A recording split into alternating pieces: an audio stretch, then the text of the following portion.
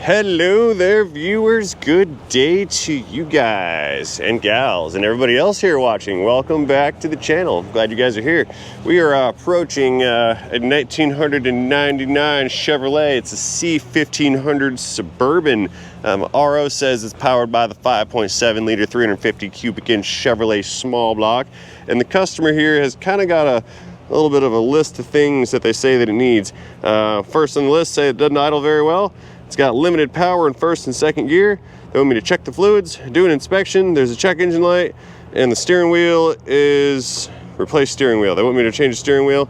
And they also state that the speedometer is inaccurate. So let's hop on in. I brought the scan tool here with me to climb on in this unit. And okay, we have a kind of halfway torn apart dash. I'm not sure how much of this is like correlating to what's on my repair order. They didn't say anything about dash torn apart. So let's see what I can make of this right here. There's our ignition column key thing right there. Okay, key on. Did you guys see that little fuel gauge right there? Watch this when I key it on. I didn't do it. Yeah, the stepper motor in there is going bad and the thing was flipping, flopping all over the place. At 271,615 miles on the odometer. See if this thing's gonna start. Okay, fired up, no problem. Let's shut the door so that horrendously annoying beeping shuts up. Very good.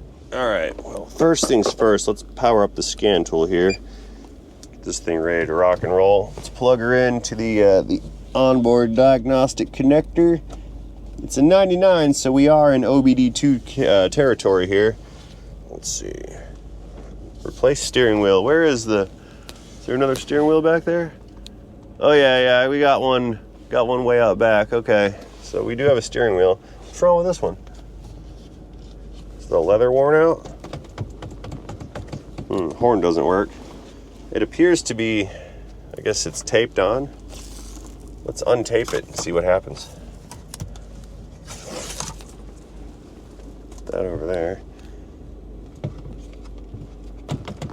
Well, the horn doesn't work, but okay. But maybe that's for this little back piece right here that's flipping, flopping around. All right, cool beans. Okay, so a couple things on the list here that all may be related. They state that it does not idle well. It's got limited power in first and second gear, and the check engine light is on. So let's see what these trouble codes are telling us. It actually feels like it's idling okay right now. It feels pretty stable. Idle RPM is correct, but let's throw it in gear and see what happens. Okay. No, I mean, it feels all right.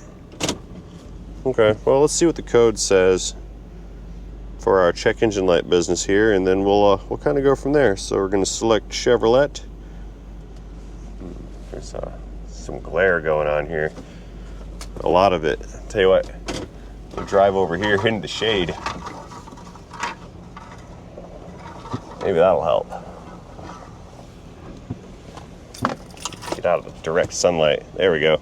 So we've got a 1999. We're partying like it's 1999. VIN X, dusty screen, that's nasty. Manual ID, because there's no way this is gonna automatically ID. Okay, it's gonna be a C truck, indicating two-wheel drive. Suburban with the 350, yep. And the sun's back out, can't see again. No air pump. Engine, yeah, I can't see anything. I'm backing out of here. We're gonna go just nose this in the shop real quick and get out of the sun.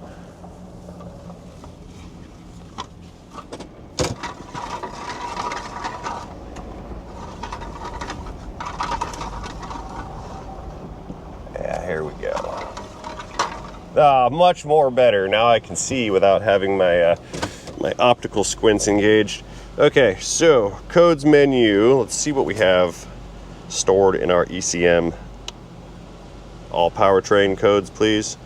and looking like P0134, P0154, both of those states that the oxygen sensors have low activity. That's sensor 1, which is upstream of the converters for bank 1 and bank 2. So both sides have oxygen sensors that are not functioning very well. And we've also got a P0300 engine misfire detected. Fun. The infamous old school Chevy P0300. It's misfiring, but we can't tell you why or who or which one it is. So what we're going to do, let's go into data. I want to take a look at misfire data real quick and see if we do have a misfire occurring. Maybe we do, maybe we don't. PID list. Here we go.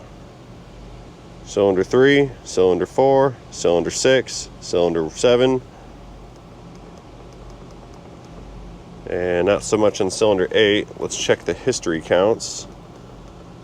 And everything is misfiring, all of them. Cylinder 1, 2, 3, 4, 5, 6, 7, and 8. Okay, so what I want to do is scroll this back up to the active count. It's funny how it says it's misfiring, but I'm not feeling it. Let's throw it in gear. Give it a little bit of throttle here.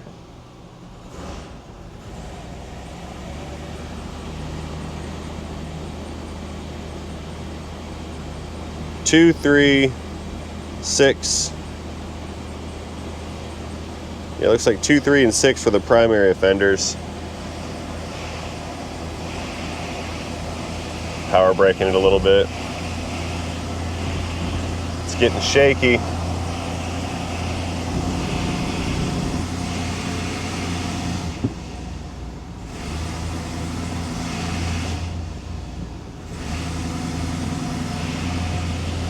But now my misfire counts are not picking up. Okay. Very strange. I'll tell you what. Let's get out of this and let's go and take a look at that O2 sensor data. Let's see if our upstream O2s are doing anything of consequence here. Okay, bank 1, sensor 1, bank 1, sensor 2, and I need bank 2, sensor 1. So let's go ahead and pull up the graph here. Bank 1, sensor 1, that's our top graph. Disregard bank 1, sensor 2, that's downstream of the converter. That's just there to monitor the converter. And this one is bank 2, sensor 1. So both upstream O2 sensors are flatlined. They are not doing anything. Let's give it some throttle. And they're both stuck at 450 millivolts. They're not doing anything. Nothing's happening with the upstream O2s. That's very strange.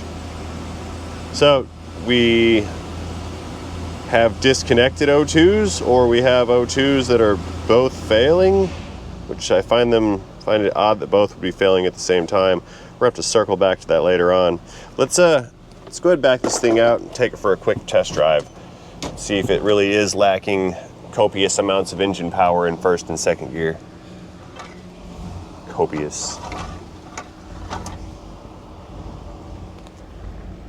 Come on, Chevrolet.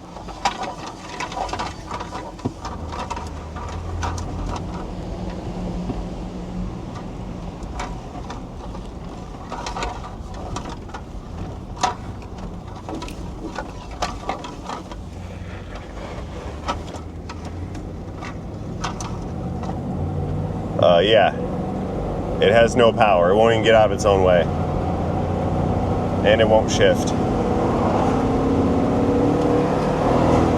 Wow, okay, yep, we're just gonna go ahead and turn this thing right on back around. Yeah, it barely shifted.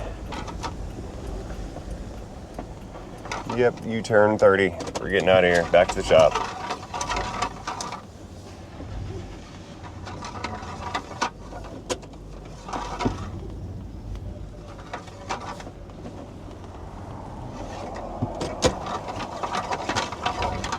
Probably should have left that tape there. What do you guys think?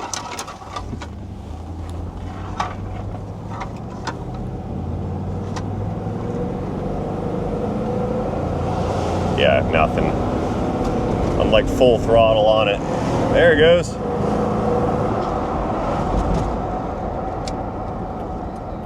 Yeah, I don't know if this has a shifting problem. It pulls real hard to the right too when braking. Hey, that's illegal, jackwagon.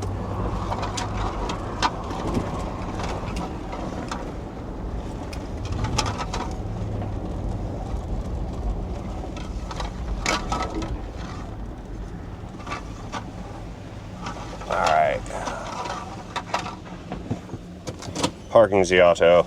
Okay, what do we do now? I know.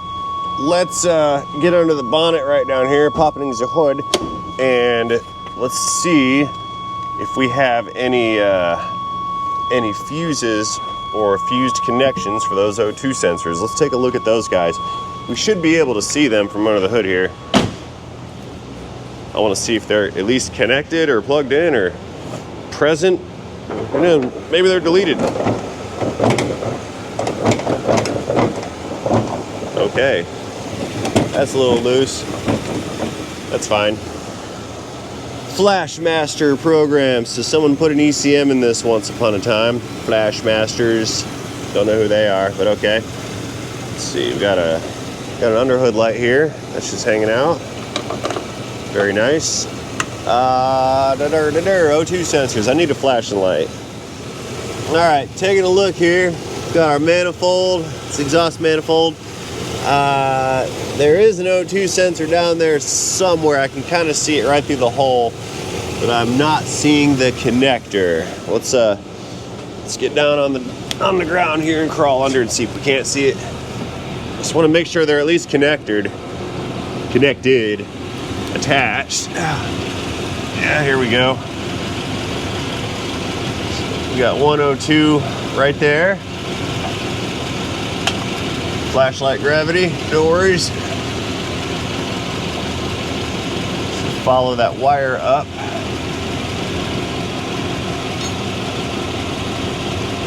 Okay, that is connected. See that?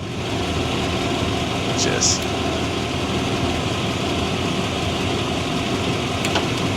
And now it's disconnected, right?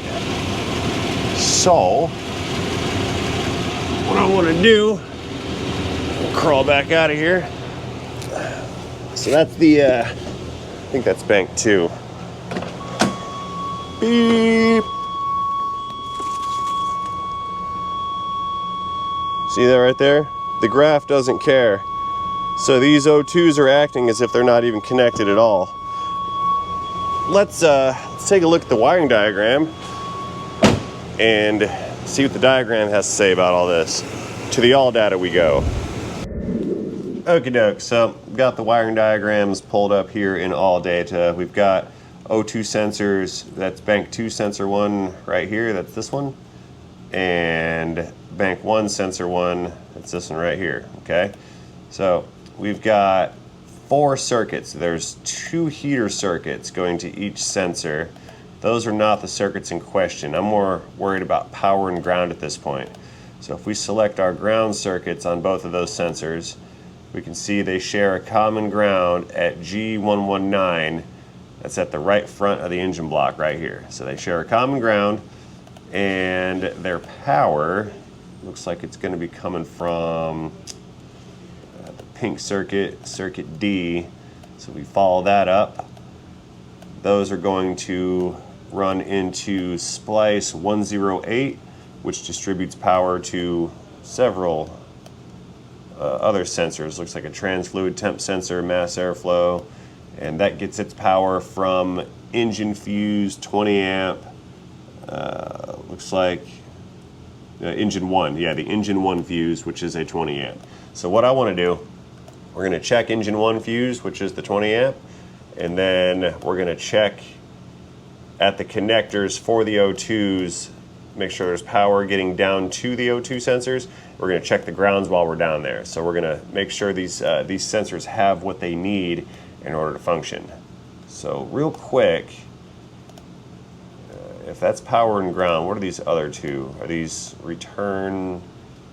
Yeah, HO2 sensor signal back to the ECM, and then low reference also back to the ECM. So no, there are no heaters I guess. There's power and ground, and then sensing element circuits. Okay, let's go make sure these things have power and ground at their connectors before we proceed. Okay, fluke meter coming in, set to DC volts. We've got an alligator clip lead right here.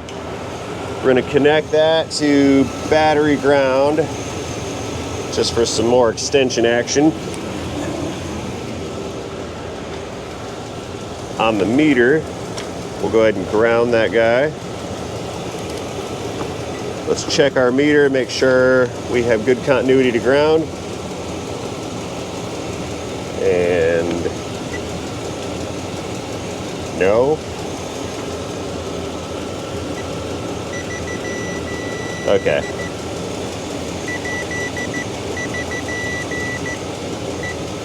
All right, so we're making ground. Let's go back to voltage. Volts DC. Inside of our fuse block here. 20 amp ignition 1. That's what we're looking for. It's gonna be, it's ECMB, defrost, ignition E, ECM1, 20 amp engine 1. I said ignition 1, I meant engine 1, so that's gonna be 1, 2, 3, 4 up. 1, 2, 3, 4. That's this guy right here. And the survey says 13 volts. The other side of the fuse, 13 volts. So we've got voltage at the fuse. 2, 3. Okay, so those sensors down below should be receiving battery voltage from their power supply. So let's go back under the vehicle and we're gonna check for power and ground at that connector that I had disconnected previously. Bear with me, rolling around down here in the dirt, getting down and dirty with it. So let's see, there's our connector. Yeah. We get my probe out. You guys want to see something gross? Look, I got bitten by fire ants yesterday. Look at them. I was laying in the ground, or on the ground, and the fire ants got me. Lots of them. There's hundreds of them. Okay, so here's how we're gonna do this. Oh, I can't see the meter. This is gonna be hard. Yeah. There, how about that? There. So what I'll do, we'll just check every one of these guys for power and ground. I can't tell which one's which.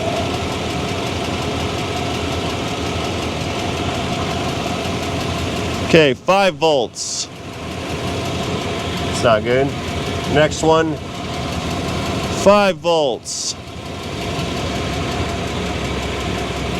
Next one again, 0 volts.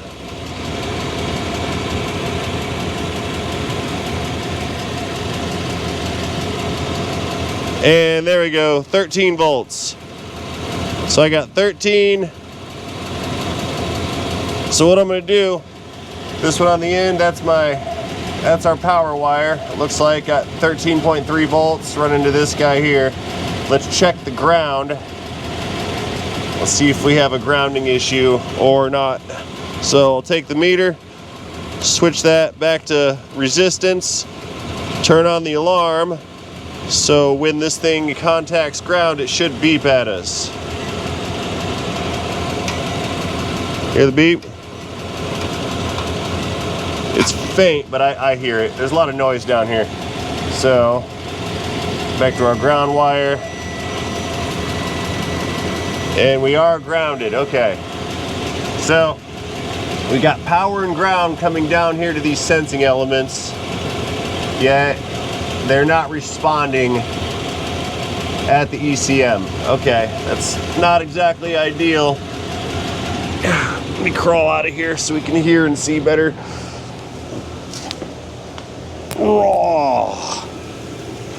Alrighty, so we have correct power and ground going down to that O2 sensor. Now, since the scan tool is showing both sensors are saying the same voltage, I'm assuming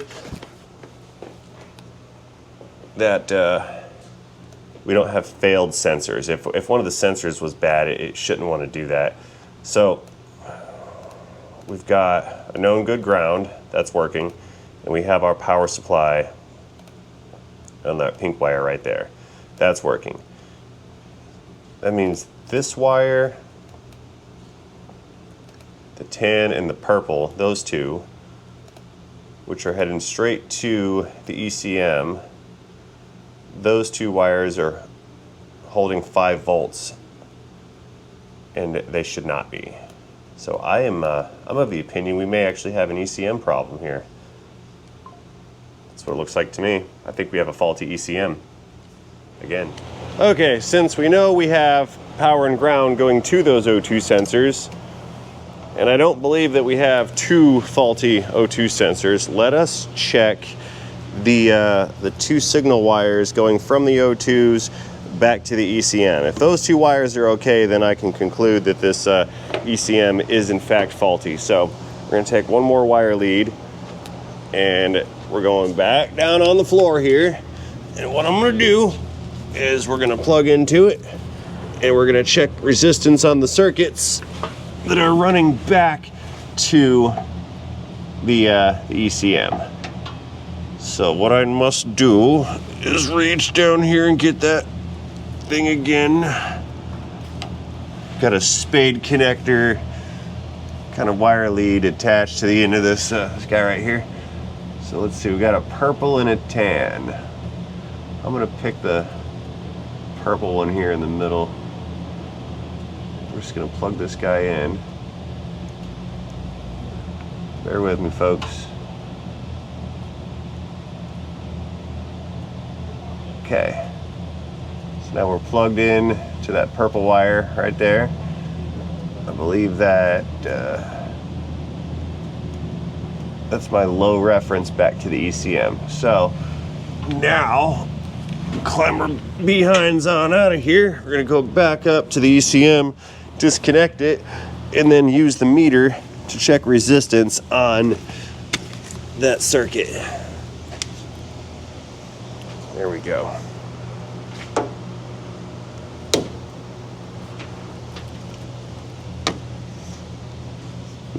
Smell fuel.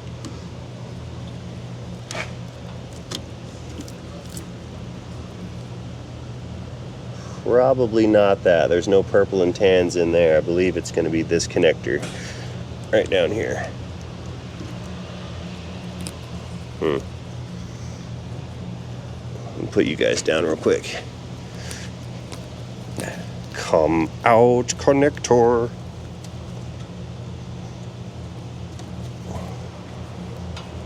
Seriously? Okay. Doesn't want to come out. So, just take the whole ECM out. How about that?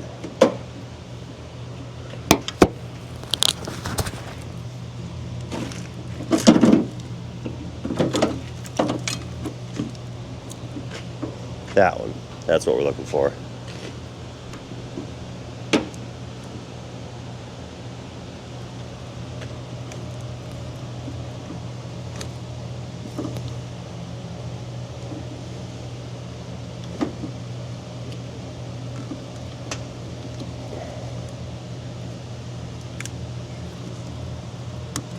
There.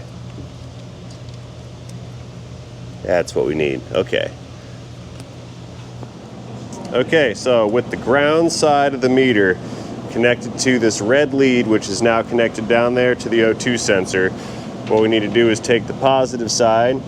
We're on continuity, so it'll beep at us when we have a connection. See that? And we're just going to go through, and we're going to pin these guys or poke these guys until we get our chime, which lets us know we have found the right pin on our connector here. Moving along. Nothing yet. There it is. And we're at 0.8 ohms. All right, that's pretty good connection. There's no high resistance in there, so we know our low side reference has made a good connection to the ECM. So let's go back down and we'll check that other connector. Take this guy and switch it over one pin. Disconnect right here. I think we're going to the tan one. I don't remember if that was the tan or the purple. There we go. Sorry for the lack of light. There we go. All right, we're connected. Let's go back up, check the other one for resistance. If these two circuits are testing good, we can fail the ECM right here. We'll get the lead. And again, we're just gonna go through and poke each one of these connectors, see which one is making continuity. There it is, 0.7 ohms. All right, that's connected. So we have a faulty ECM. That's the dealio with the O2 sensors. Bad ECM, needs replacement engine control module. Sorry, Flashmasters, your ECM has failed. Oops. Okay, so I just checked parts availability and it looks like a replacement non-programmed ECM is available. It's got to be ordered. It's nothing local or anything like that, but that is a confirmed kill on the Diag regarding our O2 sensors. So what we would do, this strategy would be to go ahead and replace this ECM, get it programmed and installed and all that good stuff, not in that order, and then we can recheck system operations after that to make sure everything is working as it is designed, or it's not. Really, the only thing I can guarantee after an ECM replacement is those two O2 sensors are going to come back online. If the O2 sensors come back online, then fuel trim should come back into play, and then hopefully our misfires will have subsided. But there's nothing else I can diagnose knowing that we have a faulty ECM at this point in time. There's no reason to look at anything. We're not looking at spark plugs, we're not looking at fuel pressure, we're not looking at any other sensor data because the brain box is broken. And if the brain box is broken, then we can't trust anything else that it's doing or saying until we have solved the issue with the broken crane branium. So I'm gonna go ahead and pull out my my wires here. That's enough Diag leads and testing equipment for me for the day. And I think in closing, we're gonna hop into the cabin and swap that steering wheel out real quick because that's what the guy wanted as well. So here, let me put you guys down. I'll be right back. Intermission. Okie dokies. So in order to get the steering wheel off of here, we've got to get the airbag / horn button off. Now, I don't know if this is going to be easier to do since it's halfway torn apart, or if it's going to be harder to do since it's halfway torn apart. But I do know we need to get access to the back side of this unit. So start the engine back up. And what I want to do is we're going to turn this 90 degrees so we can get our screwdriver into this little hole back here behind this back cover. I wish that light would shut up, but it won't. So I wish the light would shut up. Oh my God, I'm losing my mind. I wish the noise would shut up. There we go. Okay, let's try this. Okay, so what I'm gonna do is we're gonna come in behind this unit here, and fortunately this is kind of broken so we can actually see like inside. But what we're doing, we're coming in through that little hole right there. See that? And our screwdriver is going to meet up with this little pin right here. Now this pin, see that little brass pin? That pin is being secured in position by some spring steel clips. See those right there? Little clip. What we need to do is depress that clip with the screwdriver to release that pin from the back or backing plate. I think that was it. No, it was not. I was close. Yeah, I need to push down that spring business right there and release the pin. That's what I'm trying to do. So let's see if I can do it holding a camera at the same time. This is somewhat difficult. Let me pull this wheel down.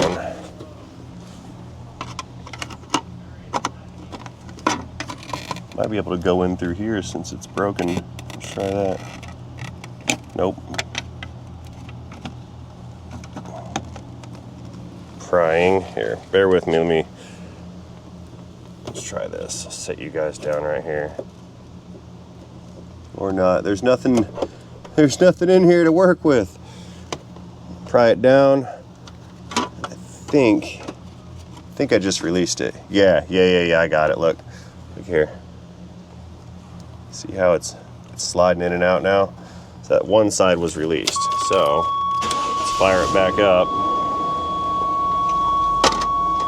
Flip it around. Is that still released? Yes.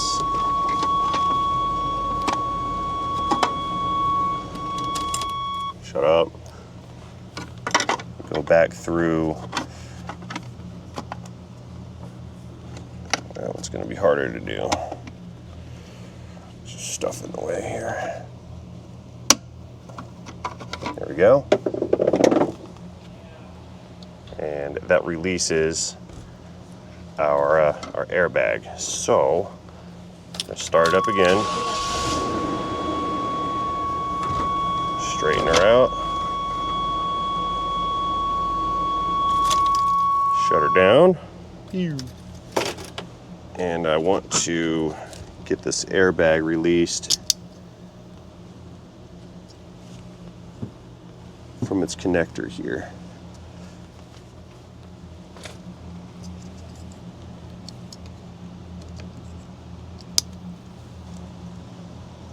Very good.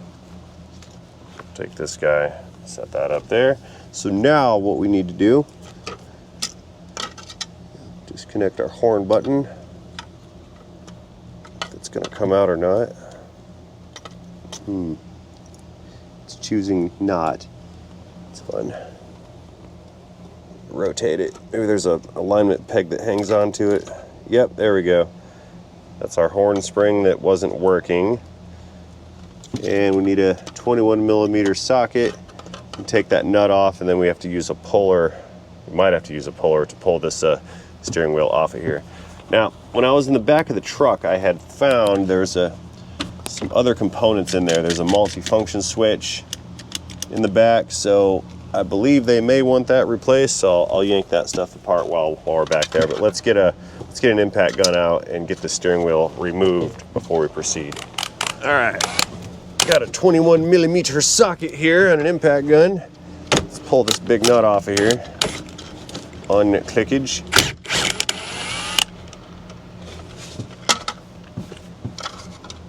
Okay. Now, I might have to use a puller, and I might be able to just kind of pull this off all by myself. Let's try to pull it off by myself first. Yeah, maybe it'll work, maybe it won't. But what I'll do, lean that column down, and I'm kind of getting my feet up against something to push on. Get my knees behind it, and I'm just gonna rock this thing back and forth. Yep, gonna need a puller, I think. Can't get it.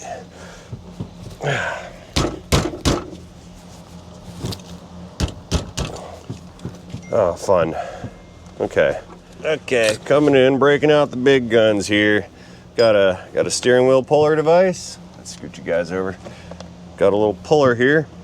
Now, if we look past all this rigmarole, there's a hole here and a hole here. That's going to be for the bolts that are going to pull on this unit. So what we do, take our puller, put our business end in it, that way we don't ruin the threads on the steering column. Get this guy set up in here,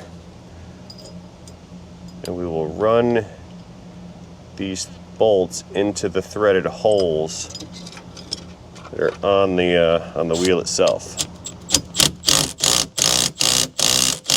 Just gonna screw that in.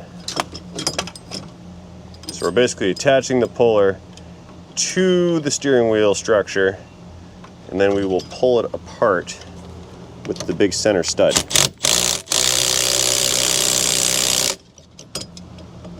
do it. Very good. So now, see how that's working?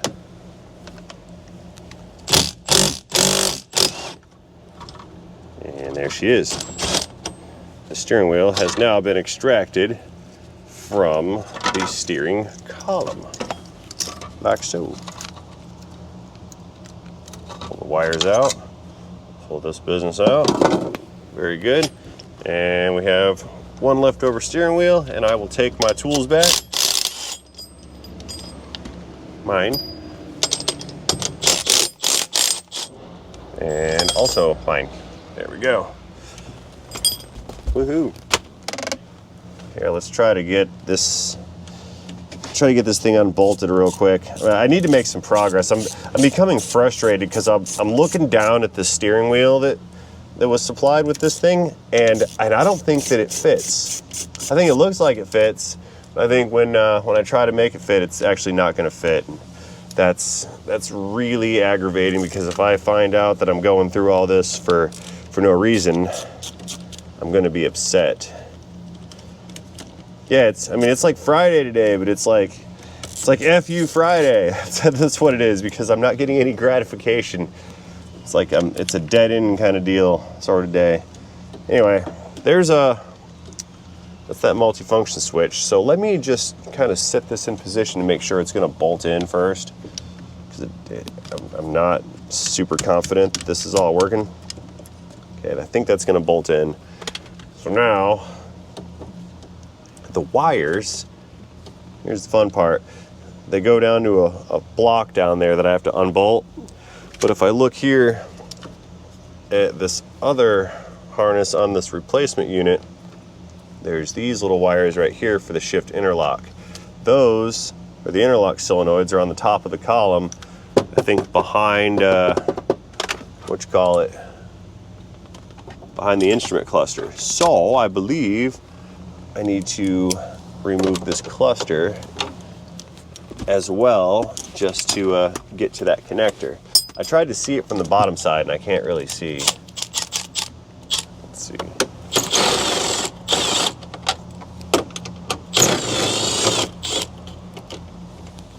Yeah, I'm highly irritable. I think I'm suffering from like toxic shock from those ant bites or whatever. And I don't really take any comfort in the fact that those ants will meet a horrible, gruesome death as soon as I get the gumption to administer genocide on them. I do the same thing with like hornets. If I get stung by hornets or wasps or whatever, I come back later on and I wipe out their whole family line. The ants will be no exception. They're all going down, and that's not helping me. Come on, man. Yeah, I'm getting frustrated pretty bad, because I need to get back there, not here. Okay, that's fun.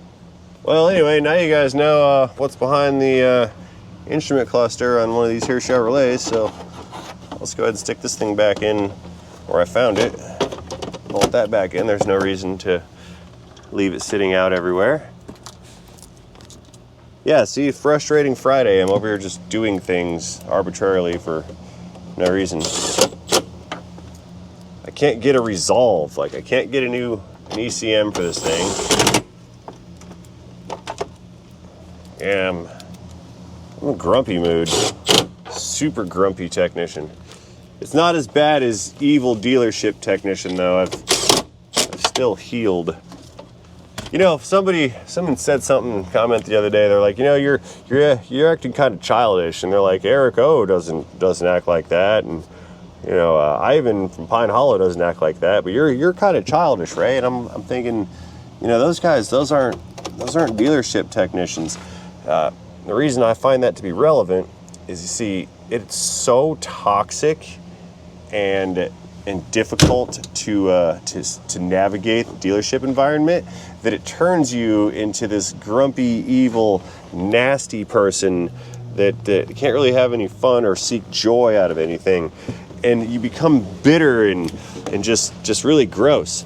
And so, as a coping mechanism, I have found to take things remarkably lightly and not get so personally upset over things that displease me.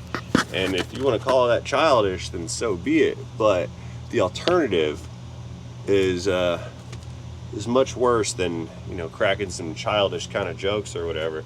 The alternative is painful and difficult, and it often makes grown people cry, because dealership technicians they're not nice people. Like, we're worse than cops. Mean. I'm not saying cops are like horrible people, but we got bad attitudes, you guys. We can have remarkably bad attitudes. So I've chosen to not indulge the anger and the rage and the bitter, soul-crushing destruction of being a flat-rate dealer technician for 20-something years. I've chose to ignore that, and if making stupid jokes and laughing about things is the consequence, then so be it. So if you think I'm childish, I don't care, because the alternative is far worse. I could take my emotions and turn them into something evil, but instead I'm just going to save that for the fire ants.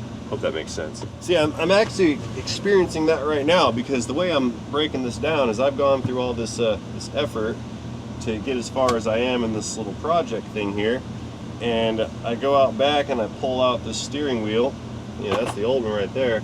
And look what we see. We've got the mounting brackets for the airbag, and we've got the wiring for the horn and all that good stuff. But then if we come over here to this one, we don't have any of that. And in fact, the mount is different, and this bracketry does not accommodate this clock spring for the airbag. So I can tell you right now, this thing's not going to work. It can go on, like I can probably get it to go on and spline on there and bolt it down, but I have to disable the airbag circuit. And what else is going on here? The factory airbag that came with the car, that's not even going to fit on this steering wheel. Like, it looks like it fits, you know, from the pictures on eBay or whatever, but when you try to hold it on there, it clearly does not fit and does not match up and doesn't mount. So I can bolt the steering wheel on, and that's that, but it's not going to do anything. So I feel like this entire endeavor has kind of been a waste of time, because I can't accomplish what I wanted to accomplish, because the parts that are in the car are just the wrong parts for the car. This is why we don't supply or install customer supplied parts. See, now we're getting upset here. There's no jokes to be cracked. It's all just pure anger and rage. Okay, so I think I have this thing mostly disconnected here. This is like a three-piece connector. That's the one for the shift interlock. I reached under when you guys weren't looking and got that one out. This thing bolts into the main harness, this centerpiece, the black one. And then these two pieces here that flank it, these are the ones that go into that multi-function switch. See that? So that's the old switch that they wanted to replace, okay? I'm gonna get something on this truck fixed up properly. Something here is going to give. Don't know what it is yet, but it's gonna be something. No. I need to take that out because we need the extra space. The gray was on the right, wasn't it? So what we'll do, slip that one in. Yep. Then the black one was on the left side here. Why does none of this stuff fit? And why am I changing it? Why don't I start asking why when things don't make no sense?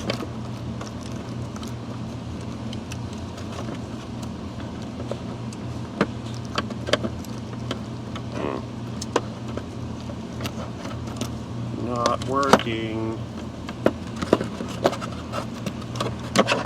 But why is it not working?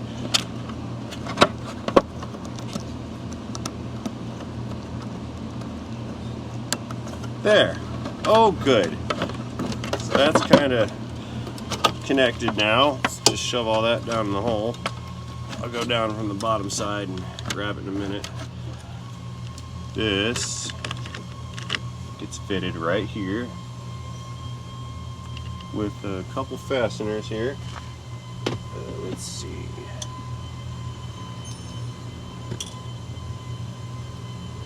That's right.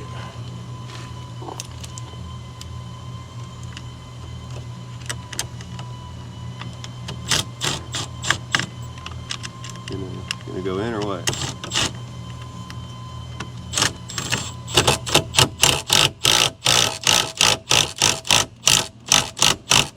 Check. And the one up top, that goes right there.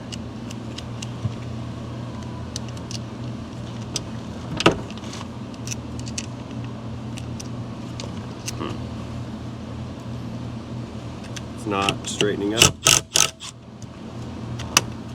There, I had it not straight.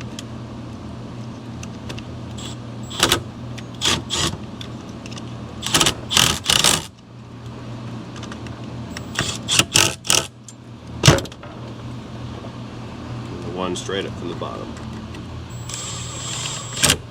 That went like that. Okay, so at least now I got a turn signal switch attached. That's good. Okay, I'm gonna climb down on the bottom side and get that thing bolted back on. And I guess I'm just gonna loosely put the old steering wheel back on until we can figure out what we're doing with this steering wheel situation here. All right, down here trying to get this connector all plugged back in and reconnected. I think I got it lined up, and you just run the bolt in. Connectors have bolts in them. There we go. Okay, let's do some testing and see if this is gonna work here. Okay, 4-way flashers work. That's cool. Left signal,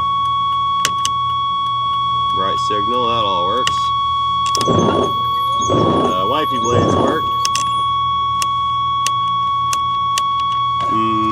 Headlights. Can't tell if those are working or not. Yeah, they are. Okay, got headlights too. All right, sweet. So the switch that I just took out and then replaced is now switching. We've already talked about the steering wheel business and how that's not really going to work. So I'm just sort of going to throw this on temporarily so I can park this truck. Stick that back on right there where it's supposed to be. That's good. Now I can sort of move the truck around. Can't drive it because if it comes off then we can't steer and then we die. But for now, I think that's good. So I gotta call this dude up, see what we're doing with the steering wheel business, sell him the ECM, and then I guess we can go from there. So that being said, folks, I don't believe I have anything words more to offer you on this particular classic Chevrolet. Let me know what you think about this vehicle in the comment section down below. Do not forget to engage that like and subscribe button while you're down there. And most importantly, you guys do not forget to have yourselves a fantastic day. See you guys later in a video. End of Chevrolet Suburban used parts cannon in a transmission.